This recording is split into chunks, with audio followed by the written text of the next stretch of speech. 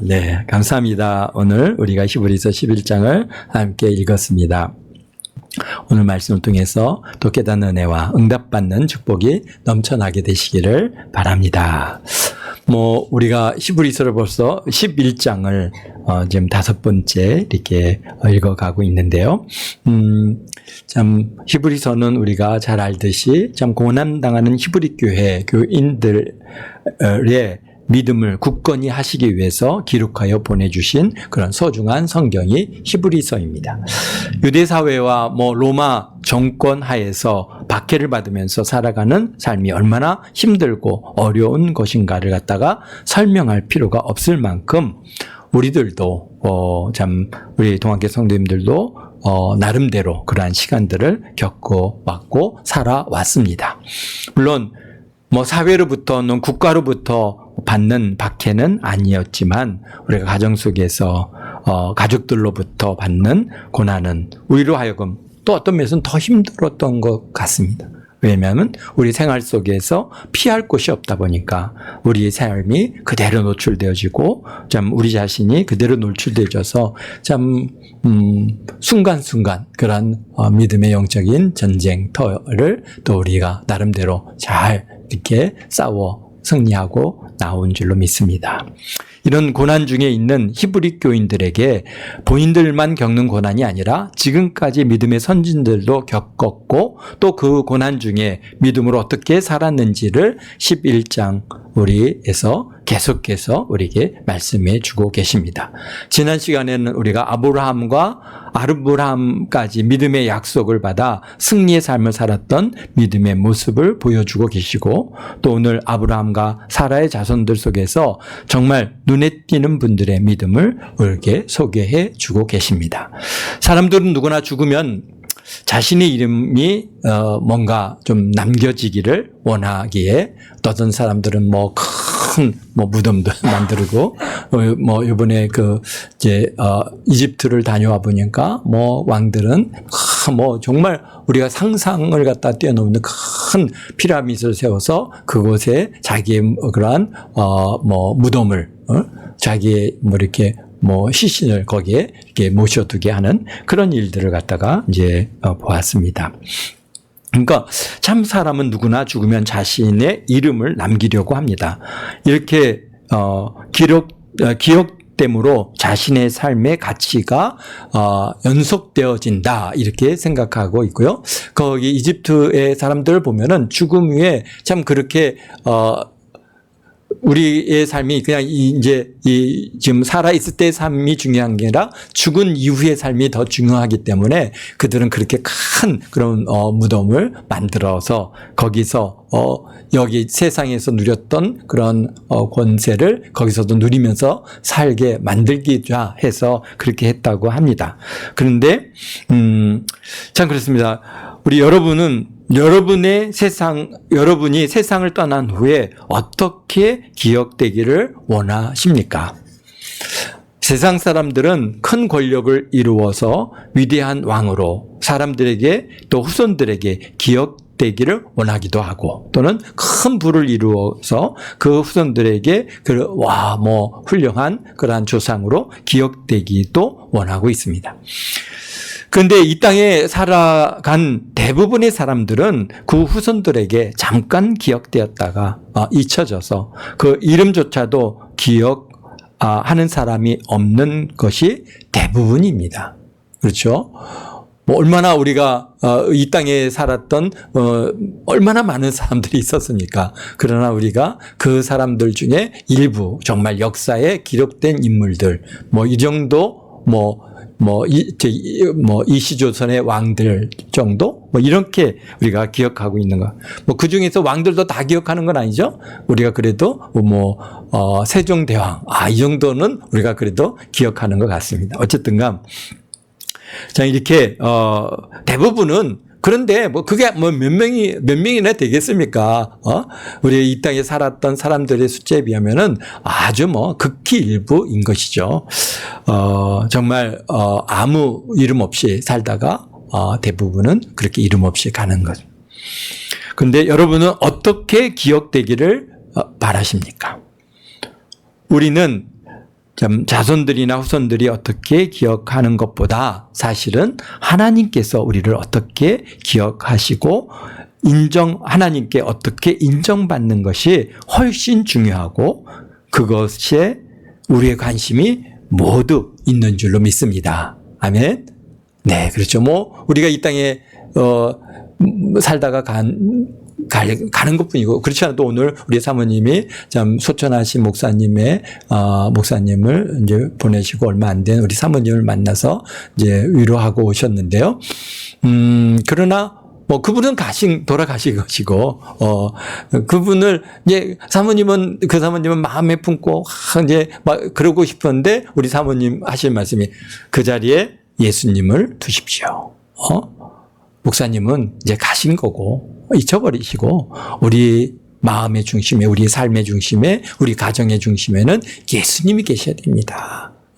그래서 집 나갈 때, 목사님 다녀올게요. 그러고 가면은, 안 됩니다. 그거는 죽은 자를 부르는 것과 별반 다를 바가 없는 것이죠. 뭘 어떻게 해야 됩니까? 예수님, 우리 집 잘 지켜주세요. 다녀오겠습니다. 예수님의 우리 집의 주인이 되셔야 되는 거예요. 근데 그렇습니다. 그렇기 때문에 우리의 관심은 예수님께서 우리를 어떻게 기억하실까? 사람들이, 후손들이, 자녀들이 우리를 어떻게 기억하고 우리를 갖다가 그분은 어떤 분이시다. 물론 그렇게 좋게 인정받고 기억되는 것도 좋겠지만은 그러나 우리는 더 중요한 것은 우리 주님께서 우리를 어떻게 기억하고 계실까라고 하는 것이죠. 근데 오늘 히브리서에 보면은 믿음의 선진들이 이제 소개되고 있습니다. 이분들도 자신들에게 주어진 삶을 살아냈고 성경에는 참 대단한 기록을 남아 있는데 하나님께서 그분의 삶들을 어떻게 평가하고 있는지 우리가 성경을 읽으면서 오늘 한번 같이 은혜의 말씀을 나누고자 합니다. 20절에 보면 이삭이라고 하는 분이 있어요. 아브라함의 아들이시죠. 그렇습니다. 믿음으로 이삭은 장차 있을 일에 대하여 야곱과 에서에게 축복하였으며 라고 20절에 기록하고 있습니다. 참 놀랍죠. 정말 믿음의 관점에서 이삭의 생애를 갖다가 돌아볼 때 뭘 얘기하고 있어요? 믿음으로 아주 선한 일을 했고 믿음으로 대단한 일을 행했고 이런 거 하나도 기록하고 있지 않습니다. 뭘 기록하고 있어요? 두 자녀에게 축복 기도해 준 것을 그의 생애 가장 중요한 믿음의 행위였다라고 기억하고 그렇게 평가하고 계시다는 겁니다. 우리가 생각할 때는, 이삭 하면은, 두 아들에게 축복, 기도하신 분, 이렇게 기억하고 있다는 것이죠. 성경 기록에 기록된 이 축복의 기도는 야곱의 아버지, 야곱이 아버지 이삭을 속여서 그 형인 에서의 장자의 축복을 빼앗은 사건이고, 근데 이삭은 속았어도 야곱을 축복한 기도가 그에게 믿음으로 행한 가장 귀중한 사건으로 기억하고 계시다는 겁니다. 그렇죠. 우리가 생각할 때는 아브라함의 아들로 태어나서 정말 그 어마어마한 귀한 일들을 많이 행했지만은 그러나 그런 것들을 기억하시는 게 아니라 바로 야곱과 에서에게 축복해서 기도해 주신 거 그것을 우리 하나님께서는 정말 이 이삭의 생애에서 가장 최고의 믿음으로 행했다라고 그렇게 기억하고 계시나. 그래서 야곱에게 뭐라고 축복했습니까? 우리 창세기 27장 27절에서부터 29절에 보면 28절에 좀 풍부한 삶의 복을 빌어 주었고 또 29절에는 민족을 다스리는 복을 주었고 또 28장 3절 4절에는 아브라함에게 허락하신 복을 내게 주시기를 원하노라라고 하면서 이제 야곱을 갖다 축복해서 보내는 그런 언약의 복을 야곱에게 축복해 준 것을 하나님께서는 이삭의 삶에 가장 중요한 믿음의 행위로 보고 계시다는 겁니다. 왜 그렇습니까? 이삭은 야곱에게 속았다는 것을 알았을 때 축복을 취소하거나 또는 분노하며 저주하지 않았습니다. 아니 그놈이 나를 속였어? 그렇지 않으면 형이와 에서가 와서 나중에 이삭이 야곱이 형처럼 하고 형의 옷을 입고 왔고 제가 에서입니다 그러면서 저를 축복해 주세요 하고 그래서 축복 기도를 다 받은 거 아니에요. 그런데 나중에 진짜 에서가 와갖고 아버지 저 왔어요. 저 축복해 주세요. 그러면서 별미를 갖고 들어왔더니 아니 아까 왔던 걔는 누구냐? 내가 그에게 다 축복해 줬는데 아니 그러면 그 놈이 바로 야곱이었더냐? 그래가지고 에서는 이놈 말이야. 내가 그냥 넌 이제 꼭 죽었다 넌 막 그러면서 에서는 야곱을 갖다가 굉장히 이렇게 저주하고 막 죽이듯이 그를 갖다가 덤벼들었지만 그러나 그 아버지 이삭은 아니 나를 속여서 축복을 받아서 이런 나쁜 놈 내 축복 다 취소 그리고 너는 저주를 받을지어다 그렇게 안 했다는 거예요. 알면서도 어떻게 했습니까? 그를 축복해 주었다는 겁니다. 그리고 정말 이제 에서가 동생을 갖다가 야곱을 죽이려고 하니까 그를 갖다가 이제 하란으로 떠내 보내면서 오히려 오늘 28장 3절 4절에 보면 아브라함에게 허락하신 복을 내게 주기를 원하노라 하면서 아브라함의 주신 복, 약속의 그 언약의 복을 야곱에게 빌어주고 있는 것입니다. 그래서 하나님께서는 이삭의 삶의 가장 중요한 믿음의 행위로 보셨습니다. 왜냐, 그 이삭은 야곱에게 속았다는 것을 알았을 때 축복을 취소하거나 분노하며 저주하지 않았습니다. 그러면서 27장 34절에 보면 내가 다 먹고 그를 위하여 축복하였은즉 그가 반드시 복을 받을 것이다. 이러면서 에서에게 이 말씀을 하셨죠. 그렇기 때문에 그가 하나님의 절대적인 주권을 깨달은 즉시 자신의 고집을 꺾고 순종했기 때문에 그것을 믿음으로 보셨다라고 그렇게 평가하고 있습니다. 여러분들도 특히 부모님들도 자녀들을 위해서 축복 기도할 때 이삭과 같이 믿음으로 구하실 때 그 간구를 들으시고 그런 기도하시는 여러분을 어떻게 해요? 믿음의 사람으로 인정하여 주신다고 하는 사실을 깨닫고 자녀들에게 마음껏 축복하여 주시기를 바랍니다. 그렇습니다. 우리는 생각할 때 그냥 내가 축복해서 저들이 복을 받는다 생각하지만은 사실은 내가 이게 자녀들을 축복하는 이 축복을 우리 하나님께서는 그래? 야, 너가 정말 믿음이 있구나. 너가 믿음으로 구하는구나. 그렇게 우리 부모의 그 축복을 우리 하나님께서 인정하신다는 겁니다. 그게 이게 놀라운 거죠. 우리는 복을 빌어줘서 그들이 복 받아서 좋지만은 또 한편으로는 우리가 그런 축복의 기도를 해줌으로써 우리가 믿음 있음을 우리 하나님께서 인정해 주신다는 것이죠. 그러니까 여러분들은 자녀들을 위해서 마음껏 축복해 주셔야 됩니다. 나가도 뭐가 들어가고 영혼이 잘 될 거야. 오늘 또 잘 될 거야. 너의 하나님께서 너를 갖다 축복하신다. 너의 영혼을 축복하신다. 계속해서 우리 자녀들에게 이게 축복. 그게 믿음이 있어야 하는 거예요. 해보라고 하면은 못하는 이유 중에 하나는 사실은 믿음이 없어서 내가 축복하면은 우리 복이 우리 자녀들에게 임하냐? 이런 생각들이 내가 내가 기도의 능력자도 아닌데 내가 기도한들 우리 자녀들이 무슨 복을 임하는가? 이것은 믿음 없는 겁니다. 우리가 능력이 있어 그들에게 축복이 임하는 게 아니잖아요. 우리 주님께서 들으시고 복을 주시는 것이지 다 그것은 주님께서 복을 주시는 것이지 내가 주는 게 아니란 말이죠. 우리는 믿음으로 구하는 것이지. 근데 그것을 우리 하나님께서는 이 이삭의 그런 기도를 믿음으로 보셨다. 그래서 그의 생애에 많은 일들이 있었잖아요. 그런 것들은 하나도 하나님께서 믿음으로 인정하지 아니하시고 그 야곱과 에서에게 축복으로 기도하신 그 기도를 믿음으로 행했다라고 그렇게 인정해 주고 계시다는 겁니다. 그렇습니다. 또 21절에 보면은 이제 야곱이 나오는데요. 믿음으로 야곱은 죽을 때 요셉의 가가들에게 축복하고 그 지팡이를 머리에 의지하고 경배하였으며 그렇습니다.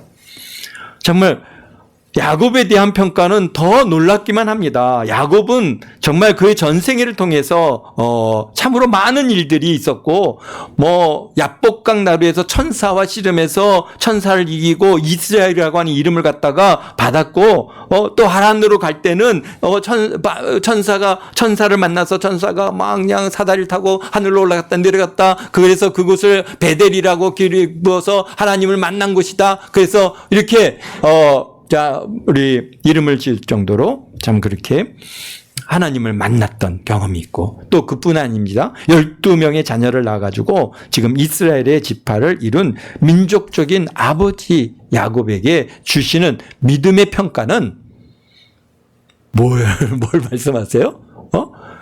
그가 막 12자녀를 낳은 거, 또는 대단한 일을 이룬 거, 이런 거 하나도 말씀하지 않고요. 오늘 보니까 죽음 앞에서 지팡이 머리를 의지하여 경배한 것을 믿음으로 기억하고 계시다는 겁니다.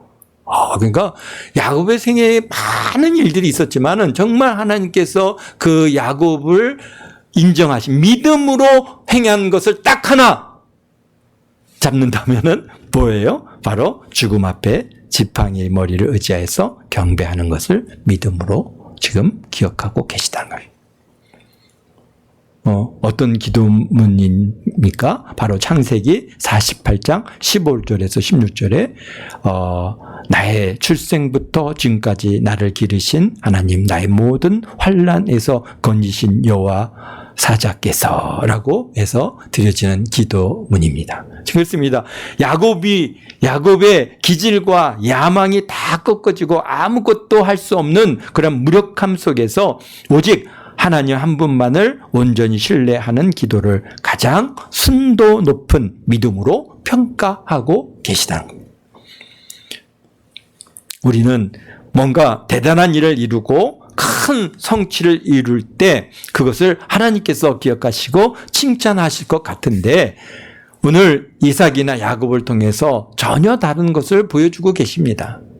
하나님의 약속의 말씀을 믿고 자녀를 위하여 드려지는 축복 기도를 하나님께서는 믿음으로 드렸다라고 그렇게 인정해 주시고, 또 야곱은 그 지팡이를 의지해서 하나님께 경배하는 그 예배를 기억하시고 계시다고 하는 것입니다.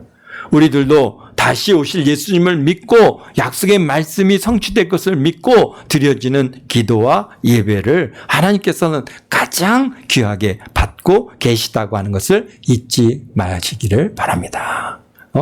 세상에서 무엇인가 대단한 것을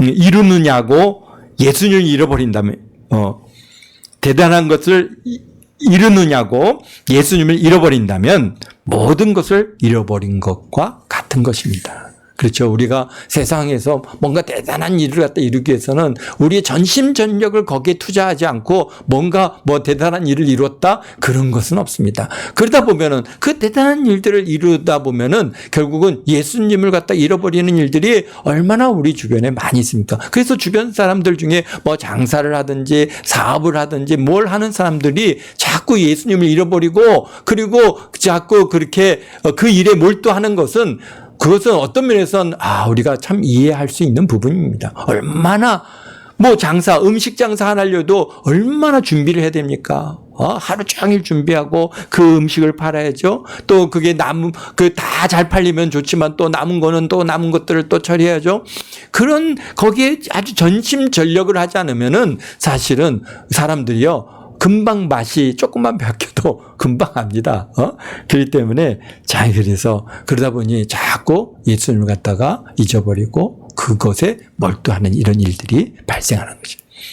그런데 우리 그래서 우리가 대단한 일을 이루려 하지 마시고, 오늘 우리 정말 이삭이나 야곱을 우리 하나님께서 믿음으로 그를 인정하시는 것 같이, 정말 우리가 하나님을 약속을 믿고 자녀들을 축복해주고, 그리고 하나님의 말씀을 믿고 우리가 하나님을 예배하고 다시 오실 그 주님을 바라보고 예배하는 이 예배를 우리 하나님께서 얼마나 참 기뻐 받으시는지 오늘 사실은 그런 요셉의 삶을 통해서 오늘 우리에게 보여주고 계십니다. 또 22절에 보니까 여기 믿음으로 요셉은 임종시에 이스라엘 자손들이 떠날 것을 말하고 자기 뼈를 위하여 명하였으며 그랬습니다. 요셉을 보십시오. 요셉은 임종시에 이스라엘 자손들이 떠날 것을 말하고 또 자기 뼈를 위하여 명하였으며, 그러니까 요셉의 생애에 정말 놀라운 반전과 영화로움이 넘치는 그런 믿음의 삶이었습니다. 그런데 요셉의 생애 중요한 사건들을 보면은 뭡니까? 아버지 야곱에게 특별한 사랑을 받기 시작했고, 또 형들에게 미움을 받아서 노예로 팔렸고, 애굽에서 종살이하다가 누명 쓰고 옥에 갇히고, 바로의 꿈을 갖다가 해석해 주므로 애굽 총리가 되는 아주 정말 기적적인 그런 역사들이 있었어요. 또 7년 흉년을 갖다가 참 어떻게 잘 준비해서 본인 국가 이 애굽 사람들만 먹여 살린 게 아니라 주변 국가를 갖다가 다 먹여 살렸어요. 그래서 그들로 하여금 살려내는 역할을 우리 요셉이 했죠. 그리고 형과 가족들을 살려냈고, 또 그들과 화해하고 용서하고, 아버지 야곱을 애굽에 모셨다가 또 야곱이 죽음으로 가나안 땅에 장사하는 일을 그의 역사 속에 보면은 다 이런 모든 것들이 믿음으로 오직 여호와를 의지함으로 그 일들을 이루어냈는데, 그런데 그 놀라운 생애에서 요셉이 이스라엘 자손이 애굽을 떠날 터이니 그때 내 해골을 메고 올라가라. 창세기 50장 25절에 하신 이 말씀을, 그게 가장 중요한 믿음의 그러한 고백으로 우리 하나님께서는 그것을 갖다가 인정하시고 기억하고 계시다는 겁니다. 그래서 딱 하나, 요셉에게서 하나님께서 믿음으로 행한 것을 딱 하나를 잡는다면은 바로 내가 죽을 텐데, 너희들이 이제 내가 죽은 이후에 애굽에서 떠나 가나안 땅으로 갈 텐데, 그때 내 뼈를, 내 해골을 가지고 메고 올라가서 가나안 땅에 나를 장사해 달라라고 그렇게 요구하는, 이것이 바로 그것을 우리 하나님께서 정말 요셉에 있어 가장 중요한 믿음으로 보셨다는 겁니다.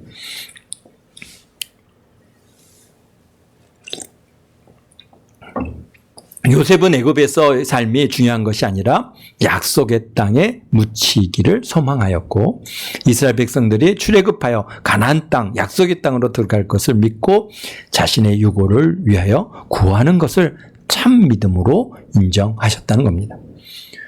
우리들은 어떤 소망을 가지고 계십니까?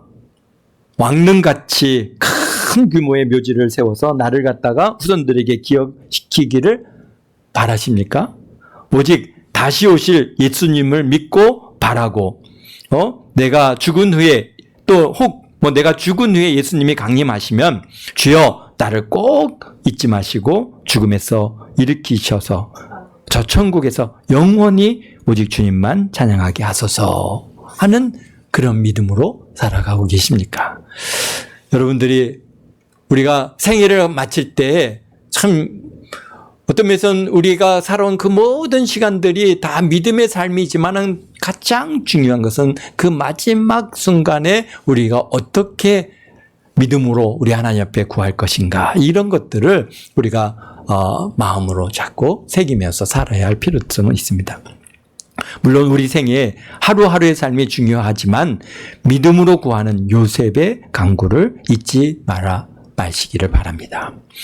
또 24절에서부터 29절은 또 모세 선지자의 믿음에 대해서 말씀하시는데요. 모세 선지자는 좀 다릅니다. 그렇죠? 우리 정말 이삭이나 야곱이나 또 그다음에 요셉에 대해서는 정말 한 줄로 아주 명확하게 요거다라고 말씀하시는 반면에 모세의 경우에는 참 하나님께서 특별히 사용하시는 그런 주의 종이었기에 많은 일들에 대해서 그의 생애 전체를, 태어나서부터 사실은 홍해를 건너는 사건까지 모든 것들이 그의 믿음의 시간이다라고 그렇게 인정해 주고 계신 겁니다. 그러니까 이분은 차원이 다르죠. 차원이 다릅니다.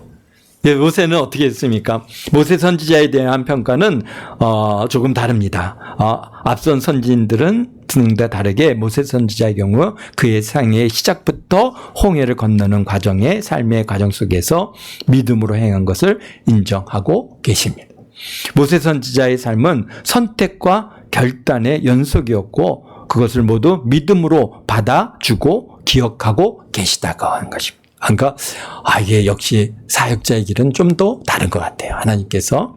그래서 23절에 보면은 믿음으로 모세가 낳았을 때 그 부모가 아름다운 아이를 보고 석 달 동안 숨겨 왕의 명령을 무서워하지 아니하였으며 라고 사실은 그 모세의 출생 근데 그 출생의 순간에도 그 부모님조차도 어떻다는 거예요. 모세를 통해서 믿음의 그러한 아주 열정을 갖게 됐다는 것이죠. 그래서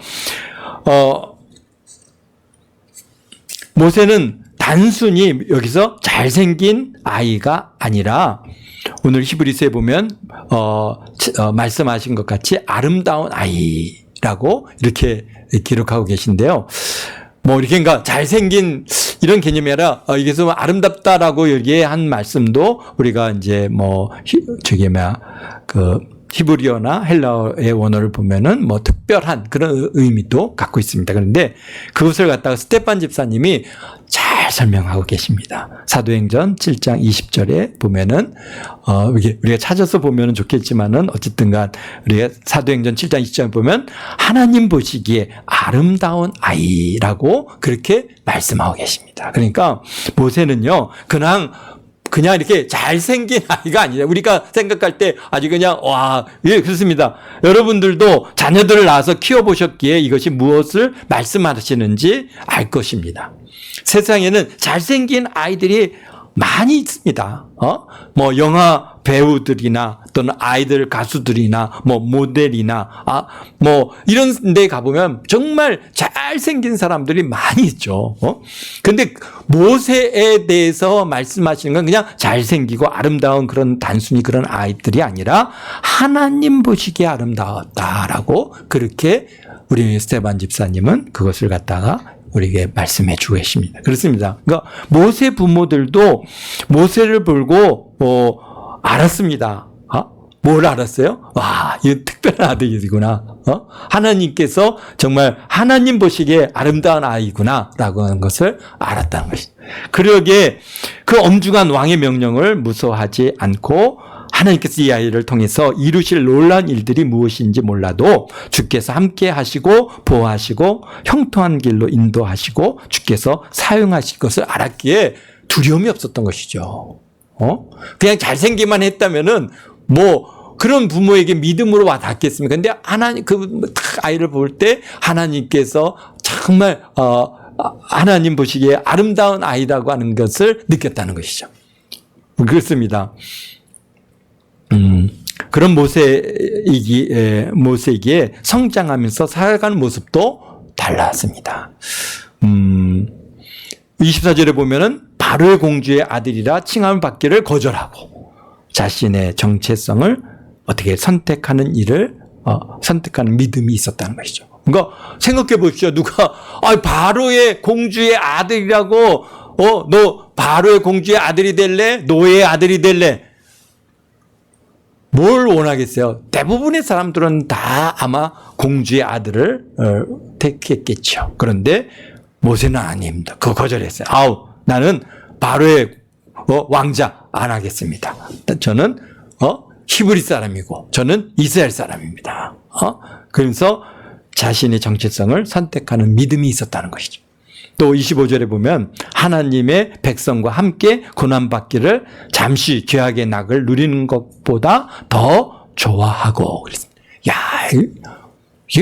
어떻게 이런 분이 있을 수 있을까요? 참 뭘 했다는 거예요? 고난을 선택했다는 겁니다. 하나님의 백성과 함께 고난받기를 원했다는 겁니다. 잠시 죄악을 낙을 그렇죠. 바로의 왕궁의 왕자로 이렇게 지내면은 얼마나 그냥 매일 끝나지 않는 뭐 잔치에 뭐 그냥 얼마나 많은 낙이 거기에 기다리고 있겠습니까? 그러나 그것들이 다 죄악된 낙이기 때문에 우상 앞에 드려지는 제사고 우상을 갖다 섬기는 행위고 음란한 행위고 모든 것들이 죄악의 낙을 누리는 것보다 더 좋게 여겼다는 것입니다. 그래서 나 발효 공주 안 하겠습니다. 이런 거예요. 26절에 보니까 그리스도를 위하여 받은 능력을 애굽의 모든 보화보다 더 큰 재물로 여겼으니. 야, 그렇습니다. 우리 벌써 모세 선지자님께서도 오실 예수님을 바라봤다는 것이죠. 그래서 그리스도를 위하여 받는 능력을 애굽의 모든 보화보다 더 큰 재물로 여겼다는 겁니다. 그렇습니다. 애굽에서 히브리인으로 이스라엘 백성으로 사는 삶이 이게 바로 그리스도를 위하여 받는 능력입니다. 능력된 삶이었습니다. 노예로 산다는 게 매맞고 욕먹고 멸시당하고 짐승보다 못한 대우를 받는 것이 바로 노예요. 바로 히브리 사람들이네. 근데 그것을 갖다가 애굽의 모든 보화보다 더 큰 재물로 여겼다는 겁니다. 그건 이게 믿음이죠. 하나님께서는 정말 모세의 믿음을 이렇게 인정하고 계시다는 것을 우리가 알 수 있습니다. 그것은 애굽의 모든 보화보다 더 큰 재물로 여겼습니다. 정말 놀라운 선택입니다. 오늘날 우리는 물질 만능주의, 배금주의의 가운데서 우리가 살아가고 있습니다. 누구나 더 부자 되고 더 좋은 것 있고 더 좋은 집에 살아야 만족하고 나는 성공했다 생각합니다. 그러나 모세는 그리스도를 위하여 받는 수모를 더 큰 재물로 여겼다는 겁니다. 우리가 예수 믿는 것 때문에 멸시를 당하고 능욕을 받는 이 일들을 우리 더 누구보다도 이 세상의 큰 어떤 부자들보다도 더 큰 바로의 재물은 어마어마하죠. 그 당시에 최고의 가장 강력한 국가가 바로 애굽 아닙니까? 그 애굽의 그냥 왕자로 사는 일이 얼마나 대단한 일이었겠습니까? 그런데 나는 이거 싫어요. 나는 예수님 믿는 게 더 좋아요. 내가 예수님 믿는 것 때문에 내가 그걸 버려야 된다는 거, 그거 나 버리겠어요. 나는 예수님을 위해서 능욕당하고 멸시당하고 무시당하는 거, 나는 그게 너무나도 큰 상급이고 보화로 재물로 생각합니다. 그래서 그러나 모세는 그리스도를 위하여 받는 수모를 더 큰 재물로 여겼고 이는 하나님께서 그 모든 고난과 박해와 수모를 상으로 갚아주심을 바라보았다는 것입니다. 그래서 오늘 26절에 이는 상 주시는 일을 바라봄이라. 그렇죠. 그런 상 주시는 님을 바라보지 않고 어떻게 우리가 이 세상 것을 내려놓을 수가 있겠습니까? 그런데 여러분들이 천국을 보고 성령을 받고 은혜를 경험한 사람들은 세상의 가치에 우리가 거기에 큰 의미를 두지 않지 않습니까? 왜 우리는 이 땅에 우리가 여러분들이 전도하면서 항상 하는 얘기가 있지 않습니까? 천국에 가면은 여러분들 금 좋아하시죠? 보석 좋아하시죠? 근데 천국에 가면 그냥 다 깔려있는 바닥이 다 금이요. 다 그냥 굴러다니는 게 보석들인데 그게 이 세상에서는 그게 대단할지 모르지만 그게 발에 치는 게 그냥 보석이 금입니다. 그러니까 우리가 이 땅의 것에 우리 마음을 두지 않고 천국을 우리가 알면은 어떻습니까? 이곳의 것에 그냥 돌멩이 그거 그렇게 중요하게 생각하십니까? 그러면서 우리가 그렇게 살아가는 것이죠. 그렇습니다. 우리 27절에 보면 이렇게 말씀하십니다. 믿음으로 보이지 않는 하나님을 바라보고 참으로 인정하고 계시다는 것이죠. 그래서 믿음으로 애굽을 떠나 왕의 노함을 무서워하지 아니하고 곧 보이지 아니하는 자를 보는 것 같이 하여 참았으며. 그러니까 참 모세 선지자의 그 40년의 그런 광야 생활이 한마디로 얘기하면 뭡니까? 참음입니다. 오래 참음입니다. 그래서 몇백만 명의 백성들을 이끌고 가는 그 길이 계속 늘 원망, 불평, 뭐 물 없다, 먹을 게 없다, 왜 이렇게 덥냐, 왜 이렇게 힘드냐, 왜 이렇게 이런 길로 가느냐, 그냥 끊임없이 원망, 불평이 끊이지 않는 그런 그 몇백만 명을 갖다 이끌고 가는 모세 우리 선지자는 오직 하나, 참는 것밖에. 그래서 참았다. 참 이것도 믿음이 없이 우리가 모세 선지자도 나중에는 막 올라와서 이놈들 막 그렇게 화를 내셨는데 하나님께서는 그것조차도 그것을 갖다가 이렇게 기뻐하지 않으셨잖아요. 결국은 그 일로 인해서 가나안 땅에 못 들어가고 느보산에서 죽어서 거기에 장사되고 많은 결과를 갖고 오는 것을 우리가 볼 수 있습니다. 그래서 참는 것, 이것이 곧 믿음임을 잊지 말게 되시기를 바랍니다. 네, 좀 시간이 지난데요. 우리 28절에 보면 6월절 어린 양, 그 다음에 홍해를 육지같이 건너는 믿음, 다 이런 것들도 곧 하나님의 말씀하고, 말씀에 순종하고 나갈 때 홍해가 갈라지고 육지가 드러나서 바다를 건너는 역사를 경험했습니다. 저와 여러분들의 삶에 앞에 놓여있는 바다와 같은 문제가 여러분 앞에 놓여 있습니까? 그 모든 문제가 여러분 앞에서 쫙 흘러지고 그 문제의 해결의 길이 쫙 열려서 참 그들의 문제를 바다를 좀 육지를 건너 가시듯이 여러분들이 그 문제의 해결을 받아 하나님의 영광을 드러내는 역사가 있기를 예수님의 이름으로 축원드립니다. 기도하겠습니다. 거룩하신 아버지 하나님,